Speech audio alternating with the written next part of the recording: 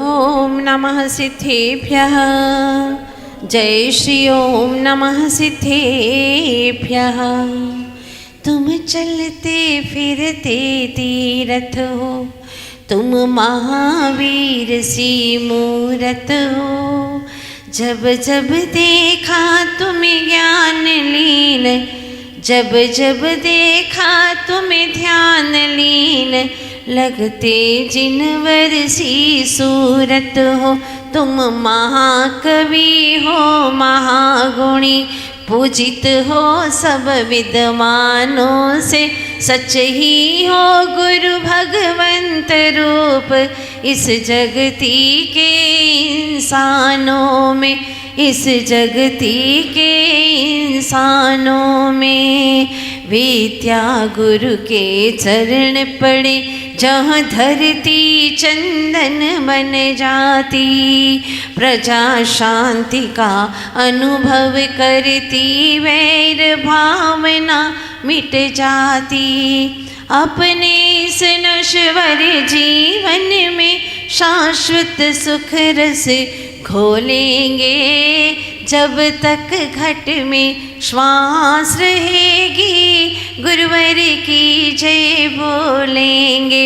हम गुरुवर की जय बोलेंगे, सब गुरुवर की जय आदि तीर्थंकर श्री आदिनाथ भगवान की, चैतन्य चमत्कारी श्री पार्श्वनाथ भगवान की, संत शिरोमणि अध्यात्म योगी दीक्षादाता आचार्य गुरुवर श्री विद्यासागर जी महाराज की, आचार्य वर श्री समय सागर जी महाराज की, अहिंसामय विश्व धर्म की, वंदनीय गुरु मारी करत्न पूर्णमती माता जी की, समस्त वंदनीय आरिका संघ की, समाधि दिवस महामहोत्सव की।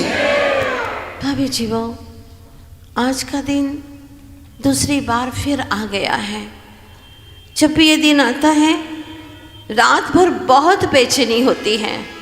पता नहीं एक अंदर में पीड़ा होती है कि आज का दिन क्यों मनाना पड़ रहा है।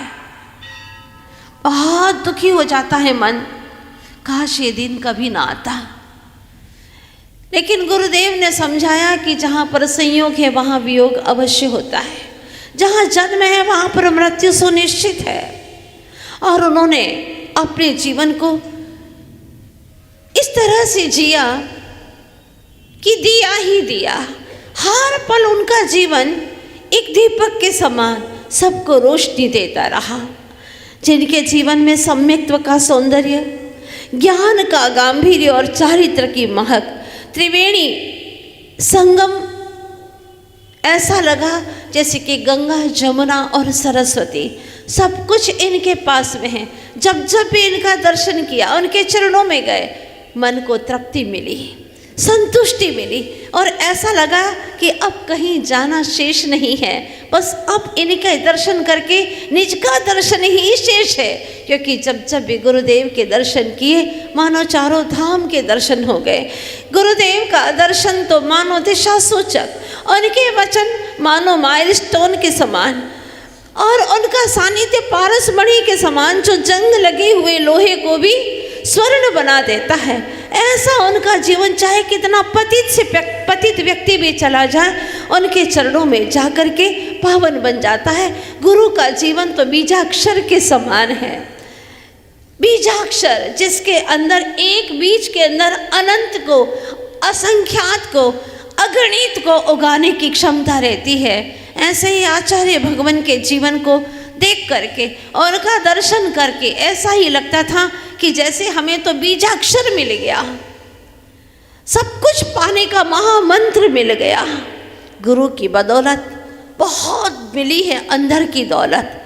ऐसे गुरुदेव के बारे में क्या कहूँ, कहाँ से कहूँ, कुछ समझ में नहीं आता। वो तो बाहर से भी देते रहे और भीतर से भी देते रहे। जिनका व्यक्तित्व शब्दों से कहा नहीं जा सकता। आप सभी लोग परिचित हैं, आबाल वृद्ध परिचित हैं। और वह समय था आचार्य जी के युग का कि जब आचार्य भगवान के बारे में किसी को पूछते, छोटे से बच्चे से भी पूछते, बोलो आचार्य जी कहाँ हैं, सीधी उसकी अंगुली आचार्य जी के चित्र और तस्वीर की हो जाती, ये है आचार्य श्री। आचार्य जी के नाम से आबाल वृद्ध जानते ये आचार्य श्री है, जिन्होंने अपने जीवन में जो भी शरण में आया कभी खाली नहीं गया, जो दर्शनार्थी आया उनको अपनी दिव्य ऊर्जा के माध्यम से तृप्त किया। शुरू से ही उनका जीवन इतना महान और श्रेष्ठतम रहा। जब वह ब्रह्मचर्य अवस्था में थे, पूरे समय अपने ज्ञान, अपने ध्यान, आत्मचिंतन, गुरु की सेवा में लगे रहते। एक बार की बात है, किसी भक्त सेठ श्रावक ने कहा कि ब्रह्मचारी जी, आप अपने हाथों से कपड़े धोते हो, क्यों अपने हाथों से धोते हो, इतना समय तुम्हारा बर्बाद चला जाता है। इसीलिए कि मेरे गुरु ने कहा है कि अपना काम अपने हाथों से करो, और मैंने गुरु के सामने यही संकल्प लिया है कि अपना काम अपने हाथों से करूँगा। लेकिन गुरु के सामने आपने बोल भी दिया, तो आप सोचो ब्रह्मचारी जी, अगर ये कपड़े हमें दे दोगे, हम धो लेंगे, आपको तय करके दे देंगे, आपका समय बचेगा और उतना समय आप अपने पढ़ाई में लगा लेना, किसी को पता भी नहीं चलेगा। जैसे ही ये बोला कि किसी को पता भी नहीं चलेगा, आपके गुरु को पता नहीं चलेगा, तो उन्होंने तत्काल क्या जवाब दिया। जिनकी अंतरात्मा इतनी विशुद्ध, वो कहते हैं गुरु को पता न चले, इससे क्या, मुझे तो पता चलेगा ना कि मैंने गलती की है, मैंने गुरु को धोखा दिया है, मैंने गुरु के चरणों में जो संकल्प लिया वो मैंने तोड़ा है, मुझे तो पता है ना। इससे बड़ा धोखा और क्या हो सकता है। जो अपने आत्म तत्व को ही छल रहा है, इससे बड़ा छल और क्या हो सकता है। नहीं नहीं सेठ जी, मैं ऐसा नहीं कर सकता। और विद्याधर जी ने उस वक्त भी, जब तक वो गुरु चरणों में रहे, गुरु की आज्ञा का निरंतर पालन करते रहे, अक्षरशः गुरु की आज्ञा का पालन करते रहे। उनका जीवन बहुत ही पवित्र, बहुत विशुद्ध, और सच कहूँ ये बात तो मुझे भी पता नहीं कितनी श्रेष्ठ और महान लगती है कि उन्होंने अपने जीवन में किसी की निंदा नहीं की। अरे करने की बात तो बहुत दूर है, वो किसी की निंदा सुनते भी नहीं थे। एक श्रेष्ठ श्रावक ने आकर के उनके पास भी कहा, गुरुवर आप किसी की निंदा नहीं करते और कभी सुनते भी नहीं है, कोई सुनाने के लिए आ जाए, शुरू करे, आप उसको मौन कर देते हैं, आप उसको चुप कर देते नहीं। यहाँ पर निंदा किसी की भी नहीं करोगे, किसी की निंदा आप सुनते ही नहीं है। करने की बात तो बहुत दूर है, आपके अंतर भावों में भी नहीं आता। आखिर ऐसा क्यों और कैसे कर लेते, ये बात सिद्धवरकूट की है। और जब सिद्धवरकूट में ये बात करी तो आचार्य जी कहते हैं कि जब तक मेरे जीवन की पूर्णता नहीं हो जाती है, तब तक मुझे किसी की निंदा करने का और सुनने का कोई अधिकार नहीं है, क्योंकि मेरा ज्ञान पूर्ण नहीं है, मेरा जीवन पूर्ण नहीं है, मुझे केवल ज्ञान की प्राप्ति नहीं हुई है। मैं कैसे जानूं कि किसके अंदर कितने दोष हैं, मैं इसकी निंदा कैसे कर सकता हूँ। इसलिए जब तक मुझ में पूर्णता नहीं आएगी, मेरे ज्ञान की पूर्णता नहीं आएगी, मैं किसी की निंदा नहीं कर सकता, मैं सोच भी नहीं सकता।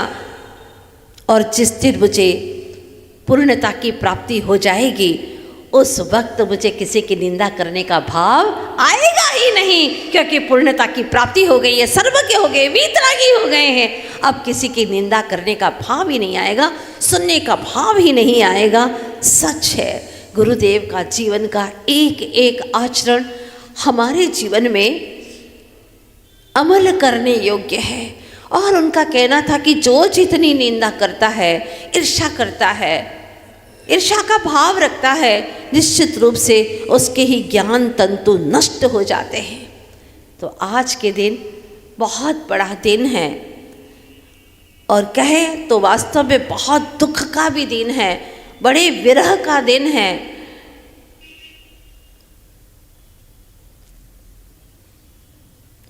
मुझे कुछ बोलने का मन नहीं करता, पता नहीं क्यों आज के दिन ऐसा लगता सब खोया खोया सा। लेकिन जब दृष्टि वहाँ से हट करके यहाँ आती है, आचार्य गुरुवर विद्यासागर जी महाराज से हट करके जब आचार्य वरिष्ठ समय सागर जी महाराज के चरणों में जाती है, तो लगता है कि गुरुदेव हमें बहुत कुछ दे करके गए हैं, बहुत कुछ सौंप करके गए हैं। ये कह करके गए, घबराना मत, तुम्हारे लिए मैं सब कुछ ऐसे ही मुझ जैसी ही संपत्ति में छोड़ करके जा रहा हूँ। और गुरुदेव के जैसे ही दिव्य आकृति वाले और वैसे ही व्यक्तित्व को धारण करने वाले महान समता के धारी आचार्य वर्षी समय सागर जी महाराज आज हमें प्राप्त हुए। ये हमारा बहुत बड़ा सौभाग्य है, जिन्हें पद की कोई लिप्सा नहीं, मैं आगे आगे कुछ करूं ये कोई भावना नहीं, बस सब जीव सुखी हो और मैं गुरु की आज्ञा का पालन करता रहूं, मात्र यही निजी भावना रहती है जिनकी। और अखंड पथ पर चलने की मात्र भावना है जिनकी, अपने लक्ष्य को छूने की भावना है जिनकी, मात्र अपने उद्देश्य की और निरंतर धावमान है, गतिमान है, प्रवाहमान है, जो ऐसे आचार्य वरिष्ठ समय सागर जी महामुनीश्वर को मैं यही से श्रद्धा से आस्था से बार बार प्रणाम करती हूँ कि हे भगवान आप स्वस्थ रहें, सदा स्वस्थ रहें और ऐसे ही गुरुदेव की भांति जिन धर्म की पताका को और उच्च उच्च दिशा की और ऊर्ध्व दिशा की ओर लहराते रहें। आज वो दिन है जब रात्रि में 2:35 तक आचार्य भगवान ने अपने प्राणों का विसर्जन कर लिया था। वो दिन था 18 फरवरी का, नवमी का दिन। देखो ना, उन्होंने अखंड पद की चाह जीवन भर तक रखी और वही मार्ग पर चले, तो दिन भी उन्होंने वही चुना। 9 का अंक अखंड का अंक माना जाता है। 36 मूल गुण के धारी आचार्य भगवान, 3 और 6 9 और 36 ही गढ़, 3 और 6 36 ही गढ़। क्या बात थी। 18 तारीख 1 और 8 9 का अंक, जहां देखो वो 9 ही 9। और आज भी दूसरा भी समाधि दिवस आया तो 27 तारीख को आया, और 27 तारीख ही नहीं 9वीं ही तिथि को आया। सब 9 ही 9 का अंक है, अखंड का अंक है, कहीं से कहीं तक खंडित नहीं है।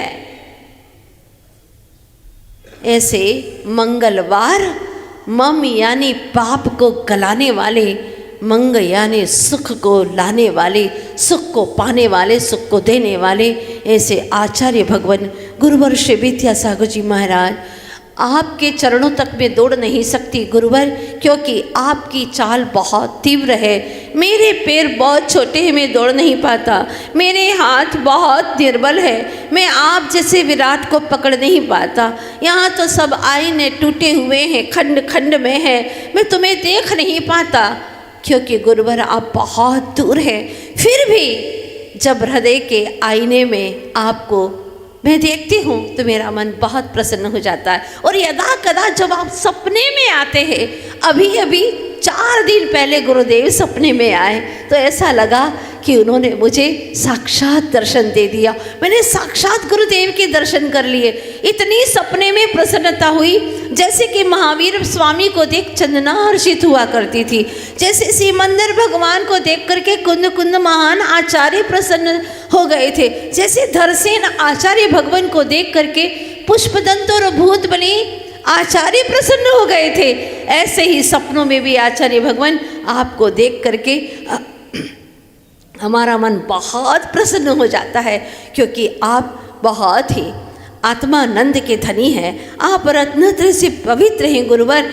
आपकी चारित्र की स्थिरता को देख करके हिमालय की अडिगता भी डिगने लग जाती है। आपकी गंभीरता को देख करके हिंदू सिंधु की उफनती हुई तरंगे भी थमती सी लगती हैं।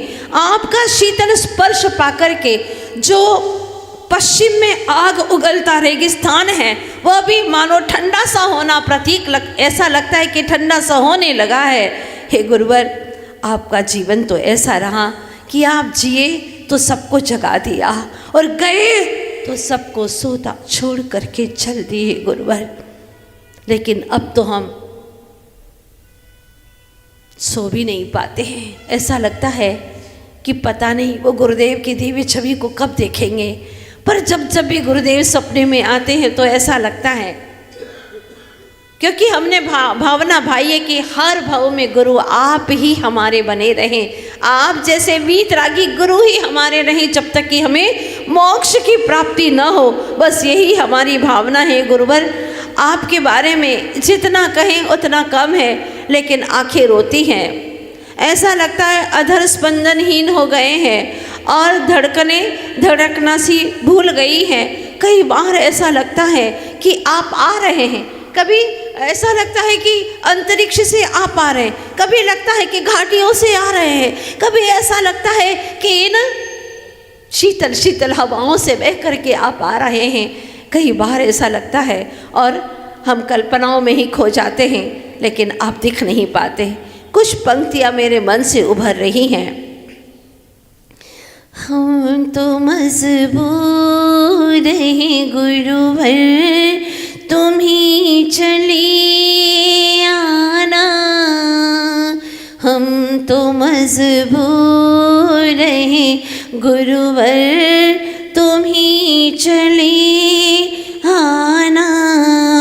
पुकारता है मेरा मन, तो तुम चले आना।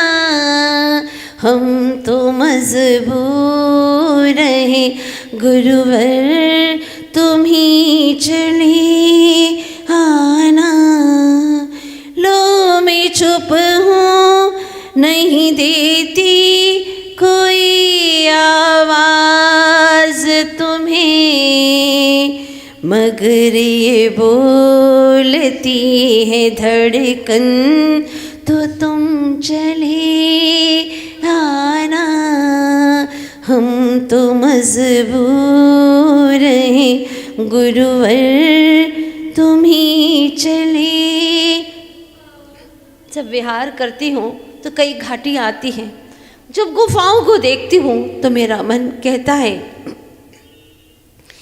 ये घाटियाँ, ये गुफाएं पुकारती हैं तुम्हें। ये घाटियाँ, ये गुफाएं पुकारती हैं तुम्हें। पुकारता है शिष्य मन, तो अब चले आना। हम तो मजबूर हैं गुरुवर, तुम ही चले आना। माना कि गुरुवर आप अवतार नहीं, भगवान नहीं, पर सच पूछो तो इस दुनिया में आपके जैसा कोई इंसान नहीं। आपने अपनी ज़िंदगी में कठोर से कठोर कार्य किए, छोटे बाबा होकर के भी बड़े बड़े काम किए गुरुवर। और हमेशा आपके आत्मा से यही आवाज़ें निकलती थी कि हौसलों को आजमाना चाहता हूँ, एक नया जोखिम उठाना चाहता हूँ। कामयाबी देखना मिलकर रहेगी, मुश्किलों को बस हराना चाहता हूँ, मुश्किलों को बस हराना चाहता हूँ। और गुरुवर आपने हर बड़ी से बड़ी मुश्किलों को हराया। अंतिम समय में शरीर में भयंकर व्याधि होने पर भी आपने आधी व्याधि उपाधियों से परे, उपाधि तो आपने 9 तारीख को ही सौंप दी थी। और यही नहीं, अंतर की संलेखना तो 2 वर्ष पहले ही शुरू हो गई थी, जब पहले कुन्नलपुर में पधारे थे और हम सारे शिष्य शिष्याएं बैठे थे। हम लोगों ने प्रायश्चित के बारे में कहा तो आचार्य जी ने सभी को स्पष्ट रूप से कहा, अब मैं तुम्हें प्रायश्चित नहीं दूंगा।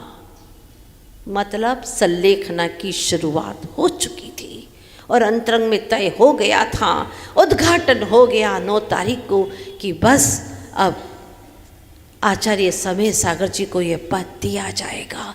वो सब कुछ निरीह निर्विकल्प होकर के गए, अपने आप में लीन होकर के गए। ऐसे ही गुरुवर मैं तारीफ करूं कैसे, मेरे शब्दों में वो जोर नहीं। सारे जहां में ढूंढ लिया पर गुरु आप सा कोई और नहीं, गुरु आप सा कोई और नहीं। गुरुवर क्या कहूँ, मेरे पास में बस सिर्फ आपकी यादों के सिवा और कुछ भी नहीं है। हसरत नहीं, अरमान नहीं, आस नहीं, बस गुरु तेरी यादों के सिवा मेरे पास कुछ और नहीं, पर यादें इतनी हैं कि हर पल भी उनकी याद करूं तो जीवन के अंतिम क्षण तक वह समाप्त होने वाली नहीं है। ऐसे आचार्य गुरुवर श्री विद्यासागर जी महाराज के लिए यह ज्ञान धारा भी कुछ बोलती है। कहती है, आज चंद्रमा है अनमना। रात को चंद्रमा अनमना सा दिखाई दे रहा था, क्योंकि एक वह समय था जब शरद पूर्णिमा का चांद था और धरती पर उतरा था एक दूसरा चांद। लेकिन आज तो चंद्रमा अनमना है, कभी चांदनी बिखराता है तो कभी बादलों की ओट में आता जाता है। पर वह महान व्यक्तित्व का धनी अपूर्व शरद चंद्रमा का पूर्ण चंद्रमा अंतर ही अंतर में विचार कर रहे कि न मैं मृत्यु कुतो भीति, न मैं व्याधि कुतो व्यथा। मेरी मृत्यु होती ही नहीं है तो भय कैसा।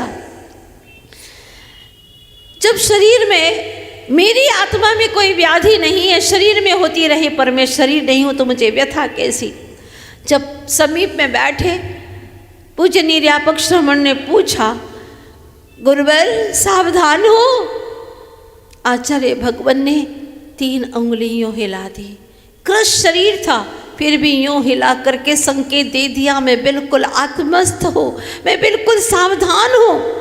आत्मज्ञान रूपी वीणा के असंख्य प्रदेश रूपी तार से झंकृत हो, शुद्धोपयोग के रस से भीगा, उनके भीतर ही भीतर निजानुभूति का स्वर गूंजने लगा।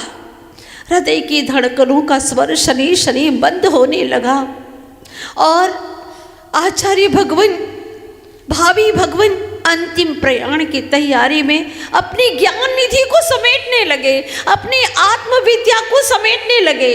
ज्ञान चक्षु से अपने निज समय को भीतर ही भीतर निहारने लगे। वह दिन था 18 फरवरी का, हाँ, 9वीं का दिन, 2:35 का समय। आ गई वह घड़ी, डूबती सांसें, बुझती निगाहें, अंतरलीन हुए स्वयं में चेतन निकल गया तन से। तत्क्षण थम गई हवाएं, बहते बहते रुक गई सरिताएं। अंतिम श्वास को देखने बस शेष रह गई कीर्ति, संयम साधना की स्मृति, उन्हीं के संस्कारों की अनमोल कृति आचार्य गुरुवर श्री समय सागर जी महाराज। विद्या सिंधु की अनमोल धरोहर सौंप गए समूची धरती को। देखते ही देखते फूट गया पानी का बुलबुला, विघट गया बादल का टुकड़ा टुकड़ा, मुरझा गया सुमन, शेष रही महक, बिजली की खो गई चमक, उड़ गया इंद्रधनुष का रंग, चल दिया चेतन, पड़ा रहा अंग। गुरुदेव उत्तीर्ण हो गए समाधि करके।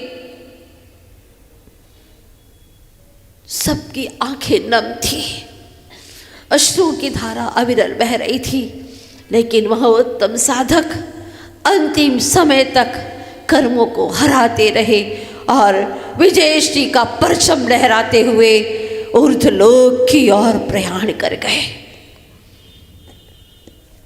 भव्य जीवों, आज का यह दिन हमें हर पल सचेत करता रहता है। आत्म जागृत रहना, सो मत जाना। और गुरुदेव के जब तक संस्कार हम भक्तों के, हम शिष्यों के हृदय में रहेंगे, गुरुदेव सदा जीवंत रहेंगे इस धरती पर, हमें विश्वास है। भव्य जीवों, आप भी गुरु के दर्शन करके कृतकृत्य हुए होंगे, आपका जीवन सार्थक माने होंगे। जिन्होंने आहार दान दिया वे अपने आप को सौभाग्यशाली मानते होंगे, और जिन नगर में गुरुदेव के चरण पहुंच गए, जिनके घर में चरण पहुंच गए, वो आप अपने आप को धन्यतम मानते हैं, अपने जीवन को सार्थक समझते हैं, नरभव सार्थक हुआ समझते हैं। अंत में बस इतना ही कहना चाहती हूँ कि हे गुरुदेव, आप जितनी शीघ्रता से सिद्धालय धाम की ओर जाने का प्रयास कर रहे हैं और बस 1-2 भव में आप सिद्धालय धाम पहुँचेंगे, इस भक्त को भी मत भूलना और हमें भी अपने चरणों में बुला लेना सिद्धालय धाम के लिए। हम भी आपके श्री चरणों में समाहित अवगाहित होकर के सिद्धत्व और शुद्धत्व को प्राप्त कर सके। बस यही भावना है और इन्हीं पवित्र भावनाओं के साथ में कि हम सब शिष्यों की, हम सब भक्तों की भी सम्यक समाधि मरण हो, यही भावना है। अंतिम में यही कहना चाहूँगी कि लोभी पैसों के लिए रोता है गुरुवर, मोही परिवार के लिए रोता है, अभिमानी पद प्रतिष्ठा के लिए रोता है, लेकिन आपका यह शिष्य सिर्फ आपके लिए रोता है गुरुवर, आपके लिए रोता है, क्योंकि आप है तो सब कुछ है, आप नहीं तो कुछ नहीं। अब ज़्यादा शब्द नहीं कह सकती हूँ मैं, बस इतना ही कहती हूँ कि गुरुदेव आप तो अखंड धाम को पहुँचेंगे ही, हम सबको भी अखंड धाम की ओर ले जाने के लिए हमेशा दिशा निर्देशन का काम करिएगा। दिशा सूचक यंत्र की भांति हर पल हमारे सम्मुख रहिएगा। और मैं सच कहती हूँ गुरुदेव भले हमारे समक्ष नहीं है जीवंत रूप में, लेकिन उनका हर संस्कार और उनकी हर सूत्र, उनकी हर यादें जीवंत रूप में हमारे सामने कभी भी कोई गलत काम नहीं करने देती, मानो टोकती ही उनकी निगाहें। और हमेशा इसी तरह से हमें सजग रखे इन्हीं शुभ भावनाओं के साथ में। बोलिए संत शिरोमणि आचार्य गुरुवर्ष विद्यासागर जी महाराज की, साथ ही मवाना समाज के सौभाग्यशाली भक्त आत्माएं जो कि हमें यहाँ पर लेकर के आई और अनायास ही आज उन्हें यहाँ पवित्र क्षण मिले, क्योंकि समाधि को, इस दिवस को मनाने के लिए बहुत ही पुण्य चाहिए और आप लोगों ने वो पुण्य जुटाया है। हमेशा दान की भावना उन्नत रखिएगा। ये बहुत ही पवित्र स्थान है और हस्तिनापुर जैसे पवित्र क्षेत्र का यह मुख्य द्वार है, प्रवेश द्वार है। इसीलिए सदा यहाँ पर रहकर के संतों की भक्ति कीजिएगा। जो हमें आचार्य भगवंतों ने सिखाया है वो अपने जीवन में सदा सहेज करके रखिएगा और उन्हीं के चरणों का, उन्हीं की आज्ञा का अनुसरण करते हुए, पालन करते हुए हमें आगे बढ़ना है। इन्हीं भावनाओं के साथ में निरंतर आगे बढ़िएगा। और कुछ कर्मठ बालक यहाँ के मेरे पास में 8 दिन 10 दिन पहले से आए और उन्होंने कहा माता जी मवाना ज़रूर चलना है। यद्यपि हमें तो सीधा जाना ही था हस्तिनापुर, मवाना आ रहा था कि नहीं आ रहा था मुझे नहीं पता, लेकिन आप लोगों की भावना से हमें मवाना आना ही हुआ और आज गुरुदेव के चरण यहाँ आ गए। अभी इन 8 दिनों में 3 जगह गुरु के चरण स्थापित हो गए हैं और पास में मेरठ के गंगानगर के बहुत ही उत्कृष्ट परिणामी भावों के धनी ऐसे गंगानगर वाले लोगों ने भी गुरु के चरणों का वहाँ प्रस्थापन करने का संकल्प लिया है और आज वहाँ पर भी चरणों का स्थापन होने वाला है आज के ही दिन। तो वहाँ पर भी चरणों की स्थापना ब्रह्मचारी जी के माध्यम से वहाँ होने वाली है और दिल्ली में भी आज चरणों की स्थापना होने वाली है। आर के पुरम में कई जगह, सरधना में अभी चरणों की स्थापना हुई है। इस तरह से मेरठ में भी छोटे मंदिर के अंदर अभी 2-3 दिन पहले ही चरणों की स्थापना हुई है। इस तरह से चरणों की स्थापना करते हैं तो लगता है कि गुरुदेव हमारे साथ हैं, उनके संस्कार हमारे साथ हैं, उनका उपदेश, उनकी दिव्य ऊर्जा हमारे पास है। कुछ भी काम करो गुरु के चरणों का स्पर्श करके करो, तुम्हें अवश्य विजय प्राप्त होगी, तुम्हारा काम, तुम्हारा मनोरथ पूर्ण होगा। इन्हीं भावना के साथ में बोलिए आत्म विजय मोह विजय आचार्य गुरुवर्ष विद्यासागर जी महाराज की।